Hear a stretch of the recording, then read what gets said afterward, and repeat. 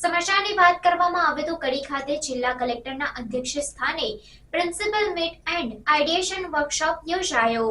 Indrashil university Rajpur કડી ખાતે અમૃત Mehsana startup અને innovation mission અંતર્ગત ઇન્દ્રશીલ યુનિવર્સિટી અને મહેસાણા જિલ્લા વહીવટી તંત્રના સંયુક્ત ઉપક્રમે જિલ્લા કલેક્ટર એમ નાગરાજનના અધ્યક્ષ સ્થાને principal meet and ideation workshop on startup innovation and NEP A Pathway to વિકસિત ભારત 2047 યોજાયો હતો। આ પ્રસંગે જિલ્લા કલેક્ટર એમ નાગરાજને જણાવ્યું હતું કે અમૃત મહેસાણા સ્ટાર્ટઅપ ઇનોવેશન મિશન અંતર્ગત છેલ્લા 1.5 વર્ષથી મહેસાણા જિલ્લામાં ઇનોવેશન સ્ટાર્ટઅપને પ્રોત્સાહન આપવા અને યુવાઓમાં રહેલી શક્તિઓને બહાર લાવવા માટે જિલ્લા વહીવટીતંત્ર અને યુનિવર્સિટીઓની સહભાગીતાથી વિવિધ કાર્યક્રમો યોજાઈ રહ્યા છે, જે અંતર્ગત વર્કશોપનું આયોજન કરવામાં આવ્યું છે।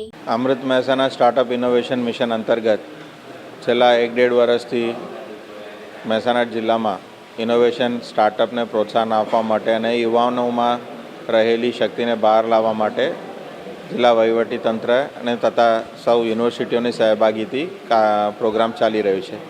એની અંતર્ગત આઈડિયા લેવલ ઉપર માધ્યમિક કક્ષાના શાળાઓ, એના સંચાલકો, એના પ્રિન્સિપાલ્સ અને ATL અટલ ટિંકરિંગ લેબ્સને સાથે રાખીને આપણે એક જિલ્લામાં ઇનોવેશનનું ફોજ કઈ રીતે ઊભું કરી શકે એના માટેનો આજે ચર્ચા વિચારણા છે।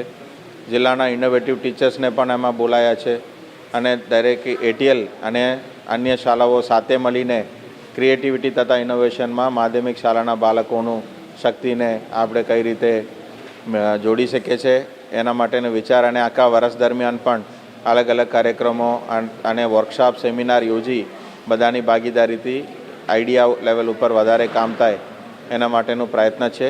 એમાં ઇન્દ્રશીલ યુનિવર્સિટી તરફથી આ પ્રોજેક્ટને 1 વર્ષ સુધી ચલાવીને બધા જે ટીચર્સ અને ઇનોવેટિવ ફેસિલિટેટર્સને સપોર્ટ આપવાનું પણ નક્કી કર્યું છે। નોલેજ સપોર્ટ પણ એમને તરફથી આપવામાં આવશે।